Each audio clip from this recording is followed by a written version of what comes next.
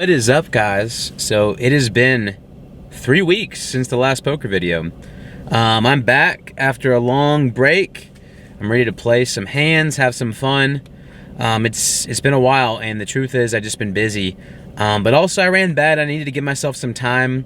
I feel like I've had a good reset. I'm coming in not on tilt, hopefully, and not on a downswing, just ready to have fun and get after it. But we're here at Firefly. We're here again on a Tuesday. Haven't played here usually, but I'm thinking it'll be a little bit smaller crowd. But anyways, I'm excited to get back in there, have some fun, get some good hands to show you guys. But please like, subscribe, comment.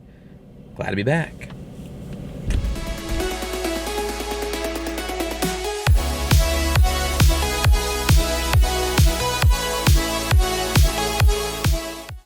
What is up, guys? So glad to be back, and what a hand to start with. So ace 4 offsuit.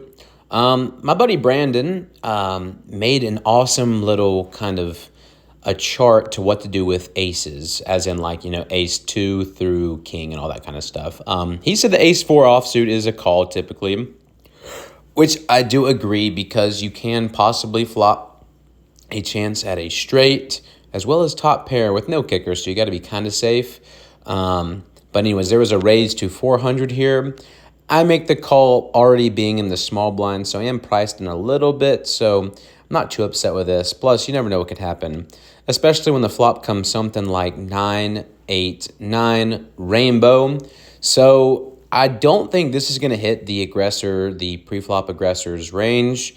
So when the turn comes a 4 of diamonds, I think I'm ahead with my 2-pair ace kicker, and I'm going to bet this when it comes to me for 600, and it's going to be folds all around. The final player left to act is going to look at me and say, "Did that 4 hit you?"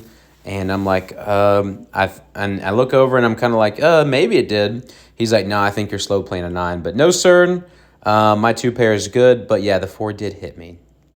All right, guys, now we're to the second hand of the night, and that's going to be 2-3 of spades. So some people think that suited connectors are overrated. Personally, I like them. Now, with this particular hand, if I hit the flop for a pair, I'm probably got bottom pair. If I hit a flush, I have the worst flushes possible. However, it increases my odds for the bigger hands like straights and flushes. So I would say that, suited connectors, especially if they're lower, they're high risk, high reward, because if I hit, like, let's say a 3 or a deuce, I've got basically no kicker. That's what I do. I hit bottom pair, hitting the 3 of hearts. There is a 6 of spades out there. I know that technically I'm on a flush draw, or not flush, but I have a backdoor flush draw. Theoretically, the straight doesn't really matter because that would just be a board. That'd just be a straight for the entire board, because 4-5 would make a straight. So I'm not really worried about the straight. But I'm going to bet out my 3, and I'm going to get 1 call. And, I'm putting this player on either an overpair, or maybe they hit like a 7, something 6. I don't know. I think they hit the board, but I don't think that they have a set because everybody limped, so it was a limp pot. But we're going to get to the ace of diamonds, and my opponent actually checks to me, and I'm going to check this back because I don't really like it, to be honest with you. And then the 2 of hearts comes off, so I'm pretty happy about this. There's going to be a check. One player down there at the end is going to put out a bet. I make a call for 2,000, and I show my 2-pair, and my 2-pair is good, so I win that second hand. All right, guys, so I changed tables here, and I'm in the small blind with ace 10 of clubs. So, honestly, I can do a couple different things here. To my knowledge, I think right now, it's been a limp pot so far. So right now we have 2 limpers, and when action comes to me, I have a decision to make. I can raise it, I can bet it up. I can make a bet. Because my ace 10 of clubs is really strong right here with it being a limp pot. But I elect to I'm just going to make the call. So you'll see when I put my chips out there. And you may ask why. Well, ace 10 is not super strong. It is suited, but If I get called, I'm probably going against pocket pair or something. And I don't want to scare anybody because, if I hit a good flop, who knows? It's sneaky, and I like pretending like I'm weak, so that way when the board does come high, I'm strong. But I don't know. I'm being sneaky. I'm not going to say that I'm a great poker player or even a good poker player, but we'll see if it pays off, and it does when I quite literally flop a flush. Not just a flush, the nut flush.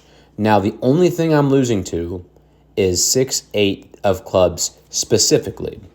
Because I have the 10, so 8 jack is no good right here. So I just make a call. The person to my right ended up making a bet. I make a call. The player to my left's going to make a call. So I'm loving this. And I love it even more when the 10 of spades comes off. So giving someone possibly a straight, 8 jack's a straight. Queen jack is not a straight, but it's open-ended. So I'm going to make another call. When the initial aggressor is going to make another bet of 600, and I'm not going to scare anybody. I'm not going to set any alarm bells off. So I'm just going to call, and the board comes good or bad. 8 comes off, which means it's a one-liner to a straight. Any jack, any 6 has a straight. I don't like it, but I want to check because I want to give all my opponents a chance to bluff. I have 2 behind me, and player to my left does not. And I'm waiting for the last player. His name is Red Rum, and he's going to end up just making a check behind, which I hate. I show that I have a straight flush, and you'll see me table my hand. I don't know. You guys tell me. Do I put out a small bet to look bluffing? I don't know. He's going to end up showing King 8. So Red Rum, who's the last act, shows King 8. Guy on my left doesn't have it. I win. All right, guys. So this hand I but I decided to, screen record the live stream because you just aren't going to believe this. So Red Rum, he raises aces up, and I have 8, 6 of hearts. I'm already in the big blind. So for me, it's really not that big of a call. It's 1,300 more to win, possibly up to 4,000 or 5,000. So really, I didn't really do the math, but I'm sure pot odds are somewhat in my favor, especially with a hand like this. And I flop a flush, not a high flush, but I flop a flush, and I'm in the big blind. And I feel like I got this board pretty. I'm doing pretty solid with it. I mean, sure, there's a few cards that I don't like, but I see 2 of the higher hearts that are already there. I'm going to check. And then KJ, he's going to check with his jack, and Red Rum's going to shove. And immediately, a lot hits my mind here. First, I'm like, what in the world is going on? How does he shove here with 3 hearts? I'm thinking one of 2 things. Could he have a set? Could he have an over? The real thing I'm wondering is, does he have ace-king of hearts? Immediately, I don't think he has ace-king of hearts specifically because he would just check and let me bluff off. Or not bluff, but make bets. Then I don't think he's got anything less than a very high pocket pair. Or the biggest thing I'm afraid of is really ace-king with one of those hearts in, because it's very possible, very likely for him to have aces and maybe solid until the turn and a heart comes off. So to be honest with you, I think that at this point I'm ahead. So you're like, well, why didn't you snap call? Well, I'm afraid that he's got the ace or the king of hearts in his hand. I don't think he's shoving with ace, king of hearts specifically. I'm not really afraid of anything but, one of those hearts being in his hand. So aces or kings with one of the hearts being in there, or specifically ace, king offsuit, but with a high heart, maybe the ace of hearts. Eventually, I'm thinking, and I make the call. KJ folds, and when he shows over his hands, I look, and there's no hearts. And I know, I told him I wasn't trying to slow roll him, but I know I'm pretty solid. Like at this point, I've got the pot 96 or 98%. I can see right there. I think it's 96, but 4 comes off, 2 comes off. I win, get a big double up, and I'm super stoked to win this hand. All right, guys. Nothing like flopping flushes, then getting dealt ace king of diamonds. Or, ace queen of diamonds. My bad. But no, I'm on the button, and this is, I think, a few hands later. Like, it's not the immediately next hand. I think it's a little bit, but I'm going to raise it up to 2,200, or about 2,300. I'm going to get 1 call, and the flop's going to come 5 queen, king, 1 diamond. I don't think I have this board locked up just with the way things go. My opponent's going to check. I'm going to raise, and I take down the pot and win another nice little hand. And what do you know? Ace, king of hearts this time. And this is where it gets a little funny but sad. So Brandon is the dealer. He's right across from me. I have already, in my opinion, I've already gotten sneaky enough for the session. So I'm just going to raise it to 2,400, showing some serious strength. And Brandon is going to end up looking at me, and he goes all in. And there's nothing much I can do here. I snap call, and I'm going to show you guys the run out on the live stream. And you can see right here, I'm looking, and it's kind of funny. I actually say, I almost was like, don't do that. And I have to call. So you'll see the run out. He's got Jack 10 of diamonds, so he's not dead. He's got diamonds. He could hit a Jack or a 10. But, you know, for the most part, he is not looking too good. I feel pretty good. But anyways, we're going to get down to a flop, and it's going to come ace high with 1 diamond, 1 heart. And then the 3, putting it away, and I end up winning that hand. I took him out. Oh, you took him out? I took him out. Wow. I'm glad I did know that, because that was Crazy like, hands. That ace king of hearts. 1 and all in. Flop 2 flushes. Been crazy. Maybe I'm finally beginning to change my luck. Listen, Goose. Yes. Listen, Goose. I need you to count your 100 chips for me, okay? Will do. Hi, guys. So that was Rachel in that last clip, and I'm going to have the opportunity now to play her. I have pocket kings. I raise them to 3,000. Everyone's going to fold until it gets to Rachel, who makes the call. So immediately what I'm putting her on is maybe like a suited ace with a small kicker. And I hate that because, of course, an ace hits on the flop when I have kings. So there's 1 over, especially when I'm putting her on like an ace 4, ace 5, ace 6 suited. And then especially she leads into me. But I can't fold kings yet. Because I can easily have ace king right here, ace queen. She leads into me for about 3,000 more. So, and what I put in on the pre-flop. So I don't feel great here, and with the amount of time I'm taking, she probably can tell. But my hand's not bad. So I'm gonna make the call, and I'm not gonna like it. I don't mind the second card that comes out. The 6 of spade comes out. And she leads into me again. So I don't think she likes the spades. So I'm putting her on maybe a set. Honestly, 2s or 8s. But after she leads into me for 5,000 this time, I just never feel good. I should have re-raised her, honestly. But she shows, or I fold and lose that hand. So yes, tough loss that last hand. But what's better is when I get pocket queens. So yeah, if you didn't hear that last hand, she bluffed me with 2-4 of diamonds. So she got a bluff in, so I'm a little bit tilted, but not really. I know in my heart of hearts I made a correct fold. I'm going to raise these queens up, though, to 6,000 because I'm not going to make that same mistake.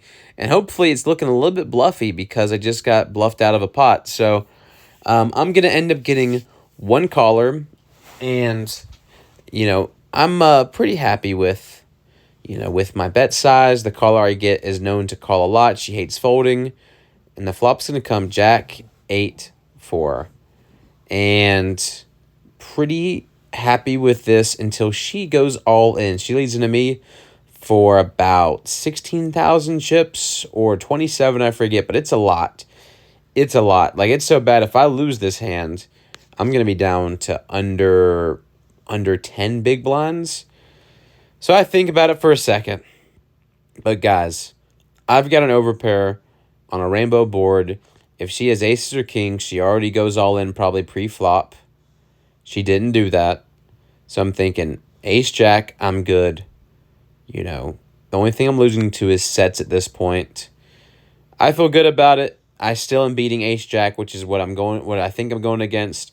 She could have two pair at this position, but I rip it all in, or I make the call technically, and we're going to go to a run out. She shows ace-8, so I'm a whole lot better than I originally anticipated. I would rather, like, make spaghetti and be like, we're done.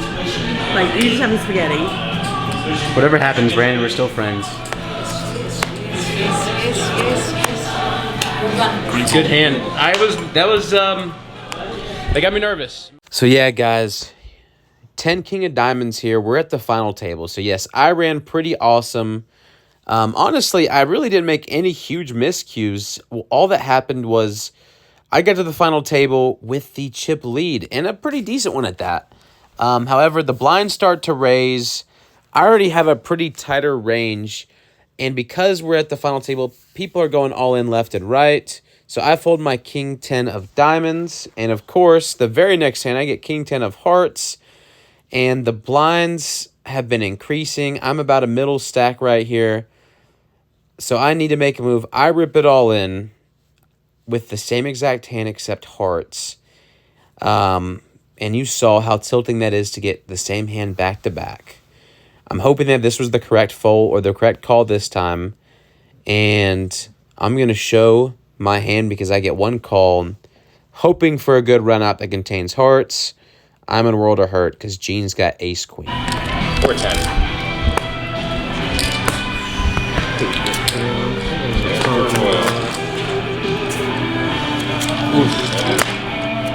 King? Ace takes it. Nice hand. Thank you. What is up, guys? Pretty happy. Got 6th place out of 22 people, 23 people, something like that. It's a tough game. I played pretty good down the stretch. I made some great calls, some great folds, and ultimately came down to the final table. And the final table, when the blinds are raising, you get some good cards. Sometimes you gotta go all in at times. And there was a time you'll see in the video, I had king 10 suited twice back to back. The first time I was debating on doing a big raise, and I decided not to pull the trigger. Showed my chips, counted it out. Do I wish I could do it all over again? I kind of do, but kind of don't. I would say this with when you're in the blinds like that, with a hand like king 10, you really are putting the blinds on a bad hand. But my biggest fear was I go all in and get snap called by one of those two players that were left, and that king 10's not that good by itself. Raising the blinds it is, but I just feel iffy about that. But get this, same situation happened again. This time I got king 10 of hearts. I shove all in, and sure enough, what I was afraid of happening the first time happened the second time. Ace queen ended up being in the big blind. That was Gene, and he put me out. So poker's a crazy game, especially when the blinds raise. You know, I was the chip leader for a long time, and I had a lot of fun. I played really well. The goal is to play well tomorrow. Today was like a tune-up because tomorrow there's a little mystery bounty, so I'm excited to play. I feel like I played my best poker today. I got good hands, made good calls, and that's all you can ask for. But I love you guys. So glad to be back on the vlog. So glad to get you guys an actual video where I do good. So much love. Peace out.